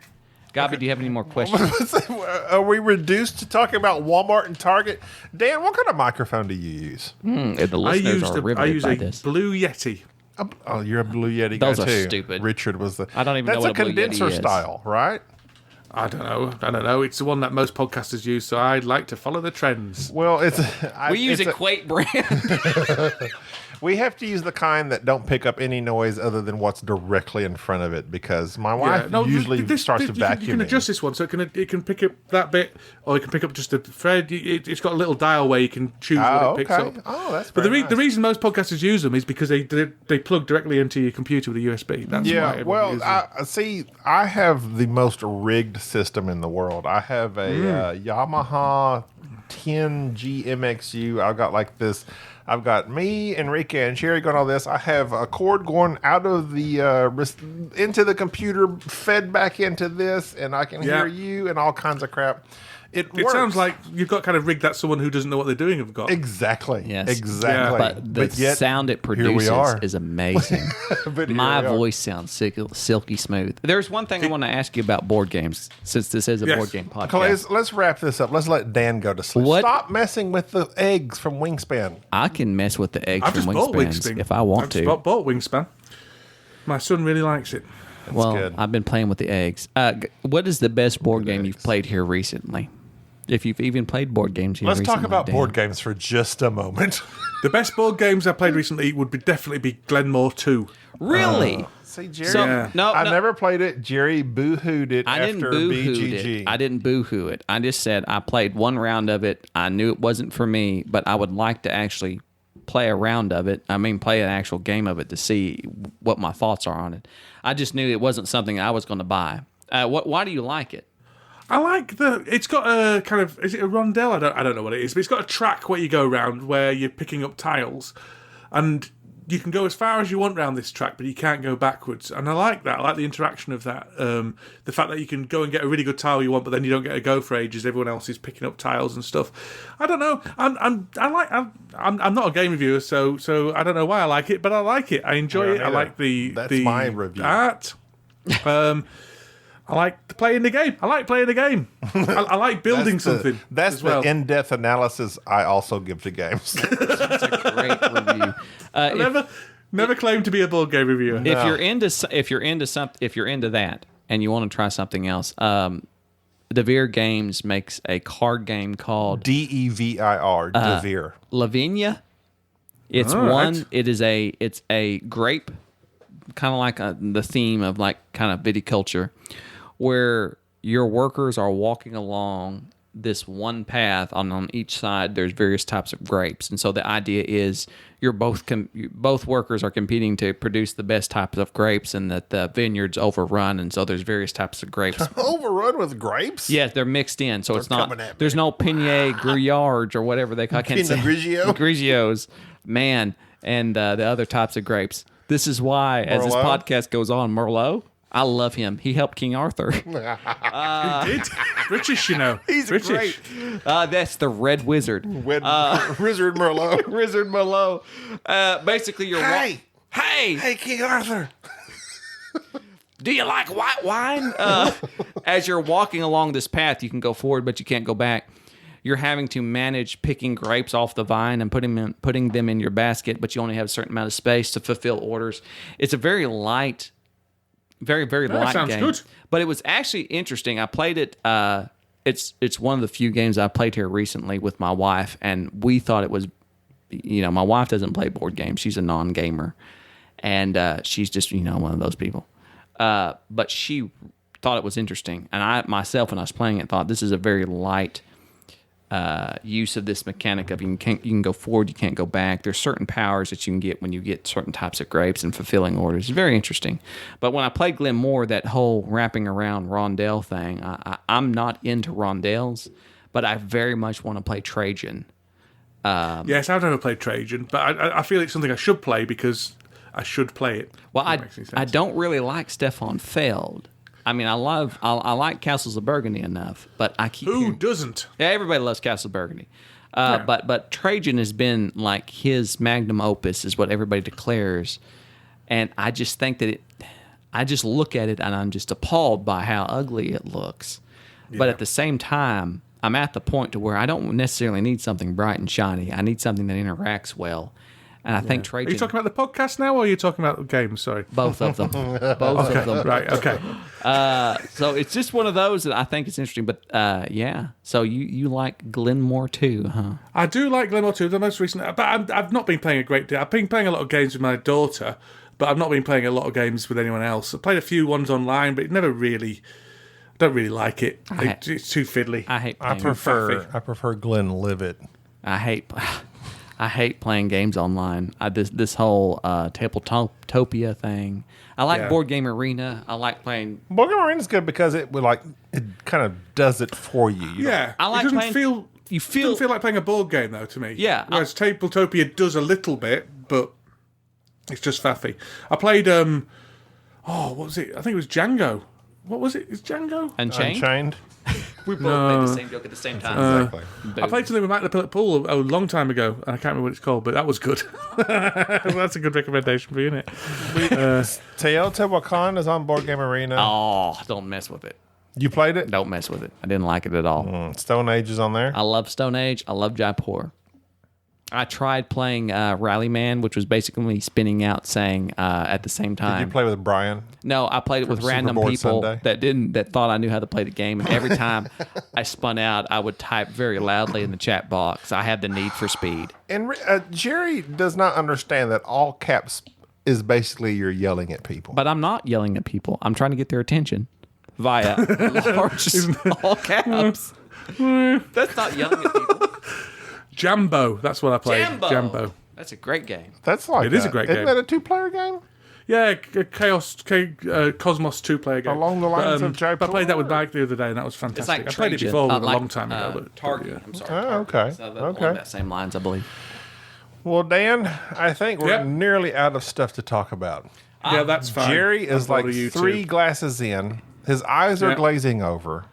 Yeah. It's time for me Here's to words slurring. It's time for me to wrap it up. Dan, tell people if they wanted to listen to you and they wanted to find you. I'll do like Richard Simpson. If they wanted to find you, where would they go? Where would they find you? Well, I've just recently done an episode of Board Game Snobs, so you can listen to that. I'm there. What is your home Yeah. address? You can just rewind this episode and listen to it again. That's what my recommendation would be. In fact, don't something rewind awful. it, just delete it, then re-download it. There you go. Sporadically Board is where I usually am, and then you can find me also on the Dice Tower. I do some videos with Dan and Cora. Well, I am Dan. Dan and Cora videos on the Dice Tower. And then I've got an Order from Chaos is my second podcast. I really enjoy Order from Chaos. I'm really enjoying it as well. I find myself not saying much because of the two being too funny, which is irritating. but other than the fact that they What do you outshine bring me, to the trifecta of Order from Chaos? I brought the original idea, and I'm clinging on to that for dear hope because As Mike says, you're the ideas man. I am the ideas man. I have lots of ideas. And then I've got another podcast called the Midnight Movie Music Club. Nobody. So you want to be the 16th person to listen to that? Then What you in? Nobody listeners, you're going to give away a prize. I'm going to send you a box set of the first season of Father Ted. That's it. The Family Matters if you like Father Ted, you soundtrack. should try the. Have you tried the IT Crowd? Oh yes, I watched the IT Crowd. That's by the same writer, and also Black Books is. I've by the never same heard of writer Black as well. Books, but I'll have a look at it. Your partner on the Midnight Musical one. Yeah, whatever it is. Yeah. Well, where do you? How are y'all? How do you know each find other? these people? Dan? You just drag them off the street. Just drag off the street. Lee, I got an idea for a podcast. Lee and I have been podcasting together for over 15 years. Really? Wow. Yeah. What was your first podcast? The first podcast was Lee and Dan's Midnight Movie Club, which is why we call it the Midnight Movie Music Club, which was about reviewing games from the 80s.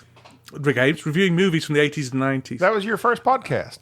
Yeah. About When was that? 15 When years was ago. that on? Back when Dan had hair. And they would sit around Yeah, talking pretty about much. weird Pretty science much. and how great it was. Yeah, we started that in like 2015 or something Porkies. like Wow. 2005 rather. I can't remember exactly when we started. 2015 and podcast years is quite a long time Weekend ago. at Bernie's. We did do Weekend at Bernie's. Gremlins. We did all the classics. Oh, Gremlins. We wanted to revisit our youth, and so we did all Gremlins those, or Gremlins 2? Gremlins both, baby. Both. I heard Gremlins equal 2 is better. opportunities. Gremlins. What? You like Gremlins 2 better? Did you say? No, I've heard Gremlins 2, but I have only recently watched Gremlins for the first time ever. Oh, it's a classic. It's Gremlins. But I heard Gremlins 2 is the better show. Dan, to close us out. Depends what you're looking for. Dan's disagreeing. Okay. Dan, to close us out. Rank them. Back to the Future. Back to the Future. 2, Back to the Future. What's 3. the other ones I'm ranking? Back to the Future. Back to Future 2. Back to Future 3. I would say 1, 3, 2. Back to the Future first. Back to the Future's 3 second. yes. Back to the Future 2 third. Yes, yes, You didn't yes, like Back to the Future 2? No, that wasn't. I said it was third. I didn't say it was. I didn't put. But with the hoverboard? Somebody's All got to right. be last. It was a bit convoluted, wasn't it? A bit convoluted. It is a bit convoluted. But the Western theme, I just didn't like. Yeah, No, well, 3 is definitely a better movie than 2. You think so? Yes. Two's a good TV episode. Anytime, It's a bridger. Anytime It's you a have, bridger. Anytime you have a character playing themselves as their children, a la the Clumps. I Nutty will say Professor that style. it was very Now, problematic. Clumps will be number Which one. Clumps, then Back to the Future 1, Back to the Future 3, Back to the Future 2. Exactly. Okay. I'll get back All right. to Well, you. Dan, we appreciate you coming on the show. Turn Enrique's mic on. Enrique wants to say Enrique, goodbye. say Our goodbye. main interviewer. The Sleeveless Wonder. Dan, it was very wonderful for you to come on. It was It was very and wonderful. deal with It was us. wonderful for you to come on. I'm not sure how that. Yeah. Thank you very much, Enrique. And do you know what? You should take this podcast over. I'd take a leaf out of Mike right. Dilisio's Hey, book no. and start murdering all your. Don't tell it that. He plays too much Call of Duty for you to be telling him all that stuff. Deal. We're scared of him. All right. Well, that's going to do it for this episode. We appreciate Dan Hughes. Yes, I apologize for to being your on. listeners. I'm Gaby, Jerry, Huh? and Enrique. Algo extraño hay en tus ojos que no me puedo explicar. Quisiera saber lo que es para dejar de dudar. Veo en ellos la ilusión, veo en ellos algo raro y no puedo divisar aquel amor que tanto he soñado. Con tu triste mirar, tú me dices tantas cosas que no quisiera pensar que eres una caprichosa. Tengo miedo que sea un capricho que lleves tu corazón, porque ayer alguien me dijo que un cobarde despreció tu amor. Tengo miedo que sea un capricho, que me haya dicho que sí para olvidar de aquel cariño que tanto te hizo sufrir. No quiero ser víctima de un desengaño, no quiero ser un juguete para ti, porque muchas veces con lo que más soñamos viene a ser lo más odiado, y no quiero eso de ti. Por eso quiero hablarte y decirte lo que siento, y me digas lo que sientes, será mucho mejor. Si me dices que es mentira, que si me estás queriendo, con todita mi alma te entregaré mi amor. Tengo miedo que sea un capricho, que lleves en tu corazón, porque ayer alguien me dijo que un cobarde despreció tu amor. Tengo miedo que sea un capricho, que me haya dicho que sí para olvidarte de aquel cariño que tanto te hizo sufrir, que tanto te hizo sufrir, que tanto te hizo sufrir. Does yet?